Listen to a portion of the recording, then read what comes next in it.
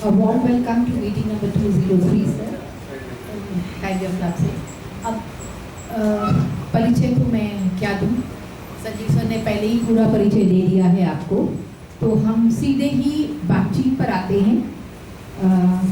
एक चीज़ उस बातचीत में मिस हो गई है। अभी रिसेंटली ही, अगर आपको याद हो,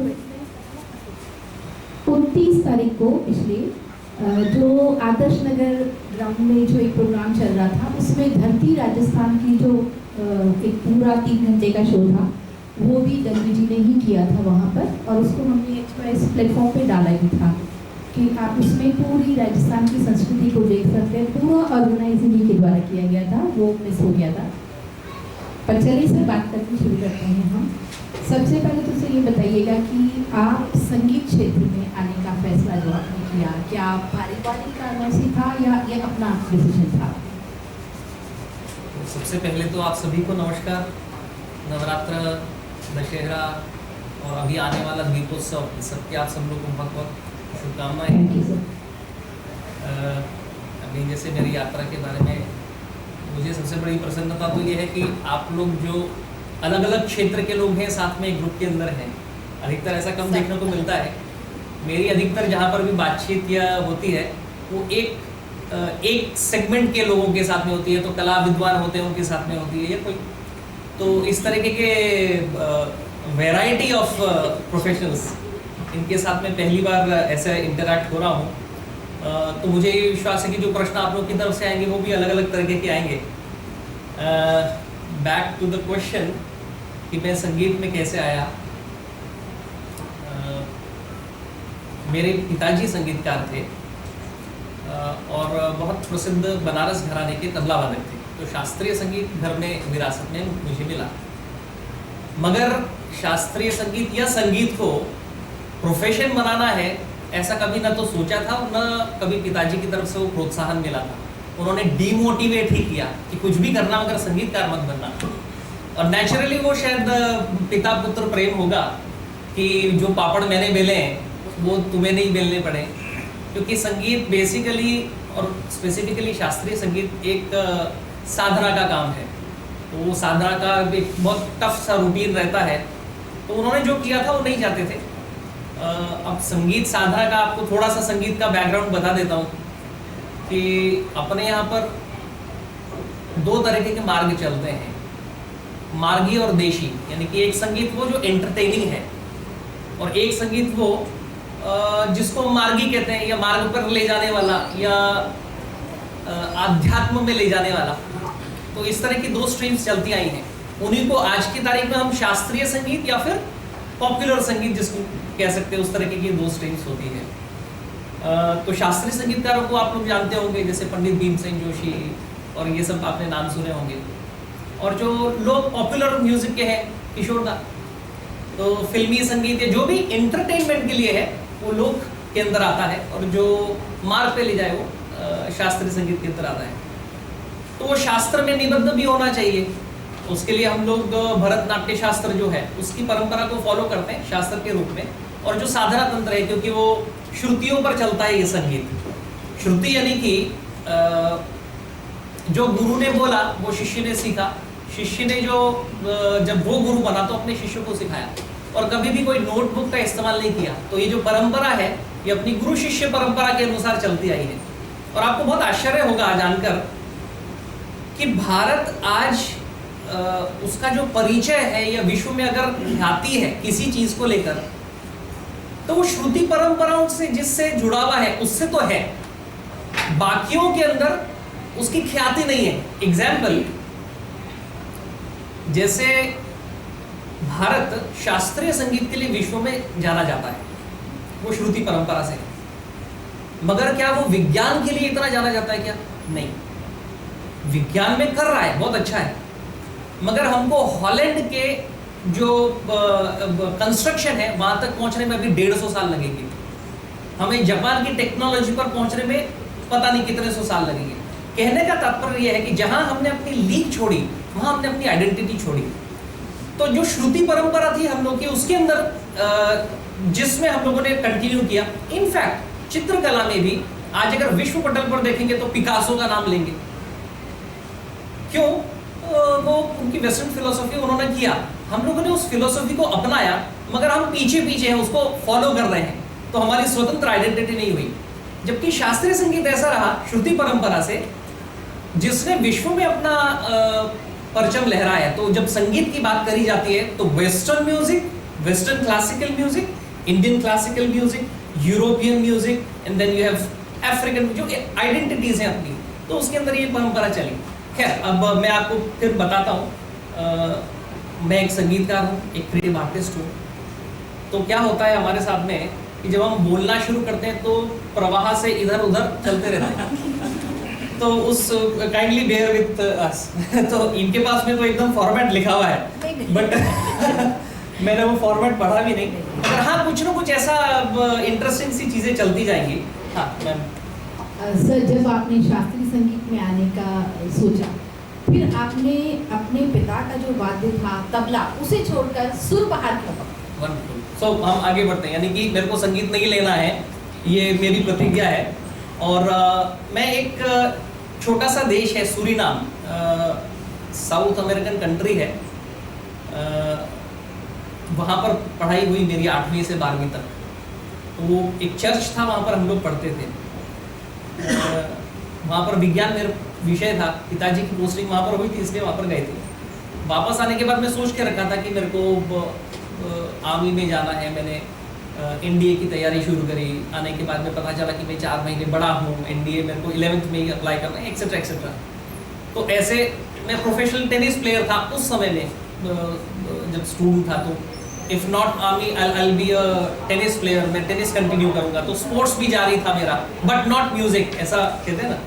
तो जब इंडिया में आ गए तो यहाँ पर महाराजास कॉलेज है, तो महाराजास कॉलेज में एडमिशन लिया। साइंस मेरा विषय था, मगर फर्स्ट ईयर के अंदर ही ये कभी कभी नियति आपको घुमा देती है। तो फर्स्ट ईयर के अंदर ही आई हैड टू टेक, मैंने कहा कि मैं अपने जीवन के साथ जस्टिस किसके साथ में कर पाऊंगा। और उस समय मल्टीनेशनल कंपनीज ऐसा नहीं हुआ करती थी कि आपने साइंस लिया एंड देन यू आपके हाथ में एक जॉब रखी हुई, ऐसा नहीं था उस ज़माने में। मगर again a very good question at a very right time, वो मेरे को क्लिक किया कि व्हाट इज दैट थिंग जिसके साथ मैं अपने ज़िंदगी के साथ में जस्टिस कर सकता हूँ। तो फिर मेरे को लगा कि मेरे को म्यूज़िक में, क्योंकि म्यूज़िक अंदर था, कभी हमने प्रैक्टिस नहीं किया था, वो बात अलग थी। तो पिताजी से एक बार राय मशवरा किया कि मैं अगर म्यूज़िक करूँ तो उन्होंने बहुत शंकित निगाहों से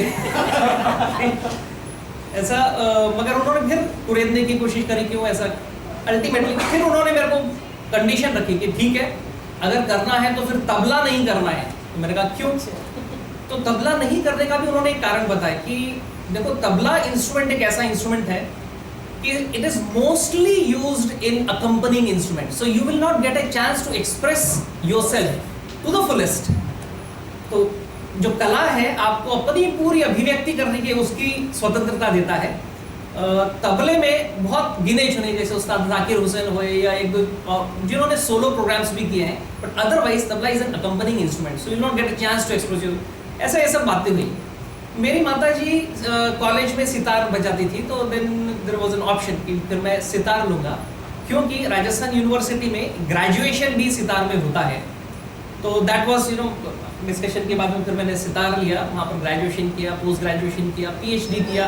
पीएचडी करने के बाद में मीरा गर्ल्स कॉलेज में लेक्चरर बना, that was my first posting.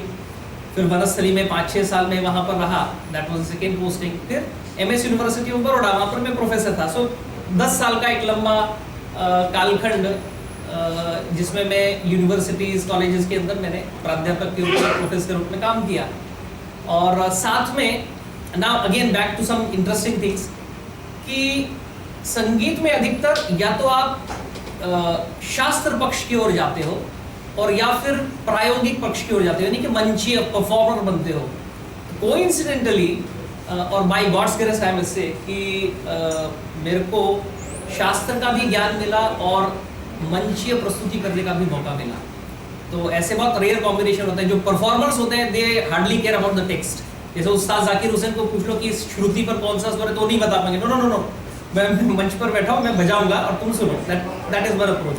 और वैसे ही आप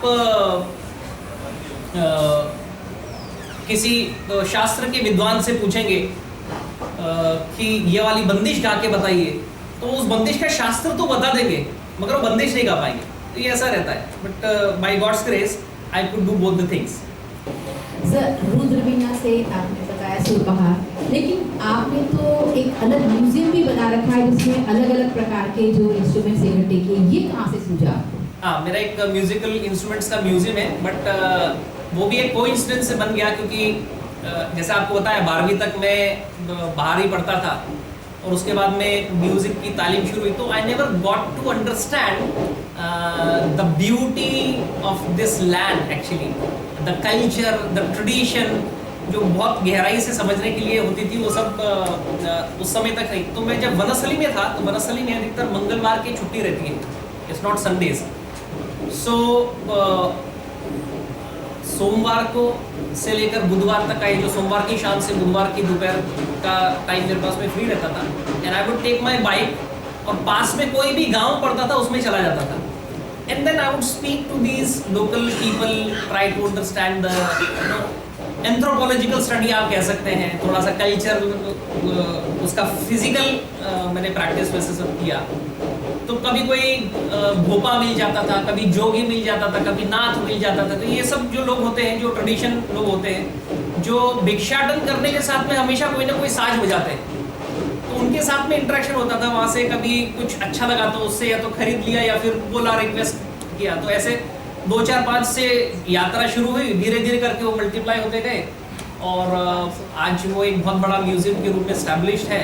दुनिया भर से लोग उसकी डॉक्यूमेंट्री करने के लिए आते हैं, जो इंटर्न्स हैं वो स्टडी करने के लिए आते हैं, उनको हम सब्जेक्ट्स देते हैं, वो रिसर्च करते हैं। तो it's kind of research centre. Since I have been to this college और यूनिवर्सिटी का मेरे पास में, तो मेरा अध्ययन करना और अध्ययन कराना ये एक इंटरेस्ट रहा है। इसलिए सर, वो किस एरिया में, अगर कोई लोग देखना चाहे तो कैसे देख सकते हैं उस म्यूजियम में? पहले ये पास में ही था मगर यहाँ जगह कम थी, इसलिए वाटिका इन्फोटेक सिटी करके है, अजमेर रोड पर जाएंगे आप, टिकरिया गांव में एक टाउनशिप है, वहीं पर ही एक स्पेस ली है, वहीं पर ही उसको स्टैब्लिश किया। आइए आप स्वागत है।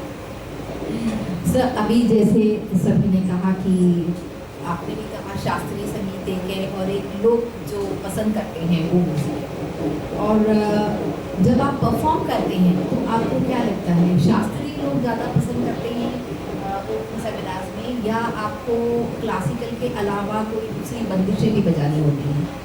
नहीं, नॉर्मली तो यू आर प्लेइंग शास्त्रीय। Yes, and I only play classical. Concert में Even in the open concert, see what happens कि जब आप शुद्ध शास्त्रीय संगीत प्रैक्टिस करते हैं, that's what happens with me.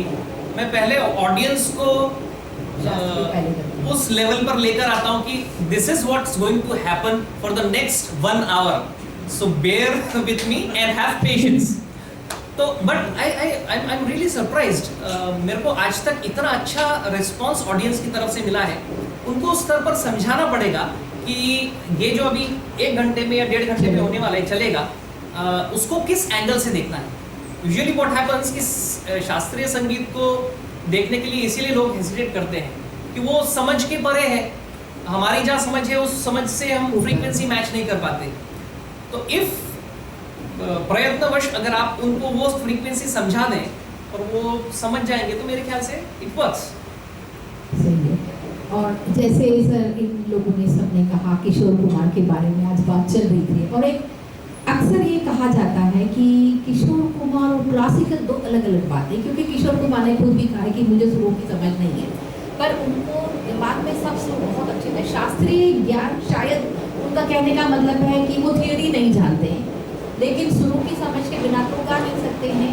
तो क्लासिकल गाने जो उन्होंने गाए हैं सर, बहुत कम लोग जानते हैं कि वो R.D. बर्मन जैसा म्यूजिक डायरेक्टर भी क्लासिकल बनाते हैं। और सबसे पहले मुझे ऐसा ध्यान है छोटे नवाब में किशोर कुमार के गाने R.D. बर्मन ने ही स्टार्ट किए थे क्लासिकल के, तो आप उस पर कुछ बता सकते हैं? अगर किशोर कुमार जी ने ऐसा कहा है कि उनको शास्त्रीय संगीत का ज्ञान नहीं है तो वो झूठ बोल रहे थे। उनको बहुत अच्छा शास्त्रीय संगीत का ज्ञान था, उन्होंने तालीम ली थी। अशोक कुमार उनके बड़े भाई, अनूप कुमार उनके छोटे भाई, ये सब लोग कला जगत से बहुत गहराई से जुड़े हुए थे। और इतनी गहराई से, क्योंकि मैं आपको थोड़ा सा बैकग्राउंड बताता हूँ। बंगाल के अंदर बहुत अच्छा म्यूजिक प्रैक्टिस हुआ है। ये जो मैं आपको बता रहा हूँ एस्टेट टाइम का, जहाँ पर ये सब म्यूजिशियंस, तो ये जो लखनऊ के, यूपी के अधिकतर म्यूजिशियंस थे, ये विष्णुपुर जाकर सेटल हुए थे। वहाँ के जो राज दरबार थे उन्होंने इनको आश्रय दिया था।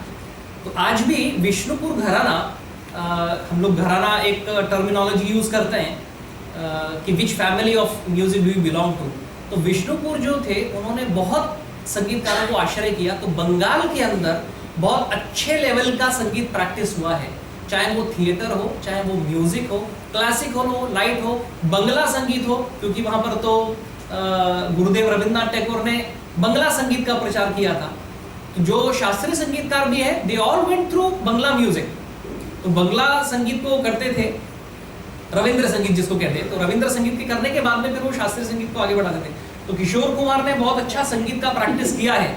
और किशोर कुमार जी के बारे में दो चीज़ें बोली थी। हाँ, एक तो आपने बोला था कि एडवांस चेक।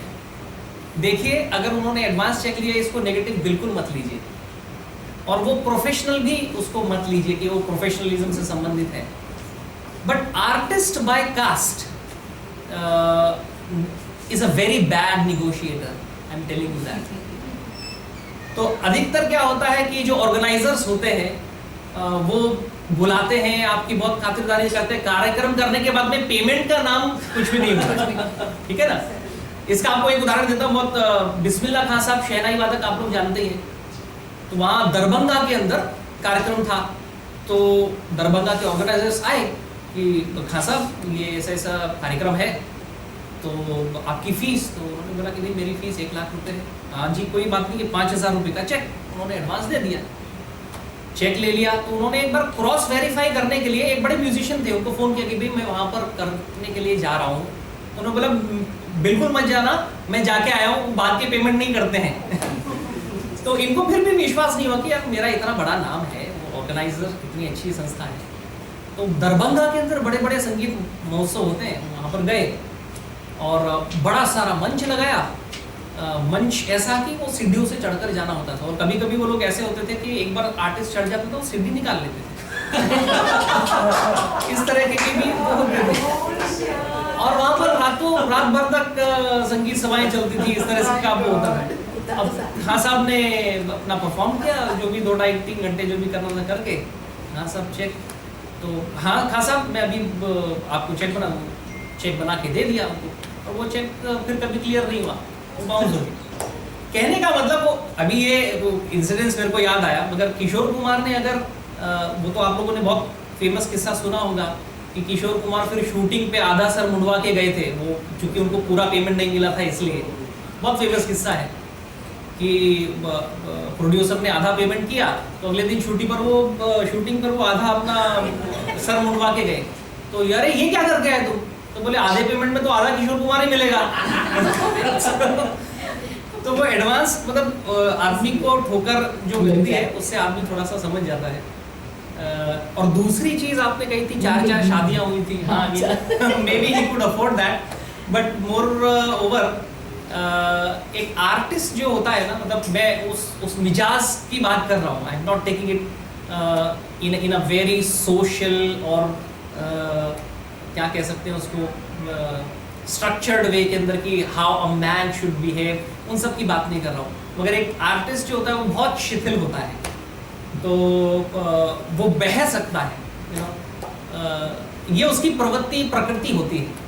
जैसे कि एक वाणिक पुत्र एक बढ़िया होता है, वो कभी भी बह नहीं सकता। उसके लिए पहली चीज तो ऐसे अपनी अपनी प्रवृत्तियां होती है। I hope you are trying to understand me, मतलब don't take my words, but ये हमारे जो जिस कार्य क्षेत्र में हम लोग हैं उस कार्य क्षेत्र की कुछ विशेषताएं भी हमने आती हैं। तो हो सकता है वो उसको भी मैं गलत एंगल से नहीं ले रहा हूँ। Socially he was wrong, but there is emotional contents भी हम लोगों में बहुत रहते हैं, तो maybe he could afford. और सर उनके शास्त्रीय गानों के बारे में उनके शास्त्र एक्चुअली क्या थे, जो भी कंपोज करते थे, इसीलिए मैंने बोला ना कि अगर वो बोल रहे थे कि शास्त्रीय संगीत नहीं है तो वो झूठ बोल रहे थे। पूरा उनको ज्ञान था। उनके जितने कॉम्पोजिशंस आप देखेंगे तो आपको पता चलेगा कि कितने शास्त्रीय राग उसके अंदर छुपे हुए हैं। तो ये है। सर उनकी मुझे याद है कि एक झुमरू एक फिल्म आई थी और जैसे दूर गगन की छाँव में he was a music director in that, उनका खुद का बनाया हुआ था। तो किशोर कुमार की तरह ही ऐसे और भी आर्टिस्ट हैं, जैसे आज बात हुई कि भाई एकदम दिल को छू जाती है बनी, आपको क्या लगता है क्लासिकल म्यूजिक के साथ भी वो इतना ही डिस्कस करते थे जितना अन्य गानों के साथ? नहीं, क्लासिकल म्यूजिक उनके लिए एक बेस था, उनका रास्ता कोई और था। देखिए जितने भी आज प्लेबैक सिंगर्स हैं उन सब का जो बेस बना है सब क्लासिकल है, but they are not bound to practise like music Joshi. उनकी फ्रीक्वेंसी अलग रहती है। जैसे वो एक संपूर्ण पैकेज ऑफ आर्ट कहते हैं ना, वो थे। जैसे वो गायक भी थे, लेखक भी थे, वो अपने एक्टर भी थे, सब कुछ थिएटर और न जाने क्या क्या। उस टाइप की जो मल्टी टैलेंट है आज मेरे को अंशुमन खुराना है उसमें दिखती है। मतलब अगर आप कंपैरिजन करेंगे तो ऐसे लोग जो पूरी तरह से कला के अंदर घुले हुए हैं, किसी एक स्ट्रीम में नहीं, तो इसलिए उनका जो योगदान अलग ही तरह का है, ये कहना चाहिए। अब सर सुरबहार में आप वापस आते हैं, जयपुर में आपके आने वाले समय में कितने ऐसे स्टूडेंट्स हैं जो सुरबहार को परफॉर्म कर रहे हैं? नहीं, सुरबहार परफॉर्मेंस ऐसे नहीं कर सकते हैं, उसके लिए आपको 10-15 साल की ट्रेनिंग सितार के लेनी पड़ेगी, and then you have to start surbahar again. तो ये आपने हमें इतना समय दिया उसके लिए मैं बहुत शुक्रगुजार हूँ।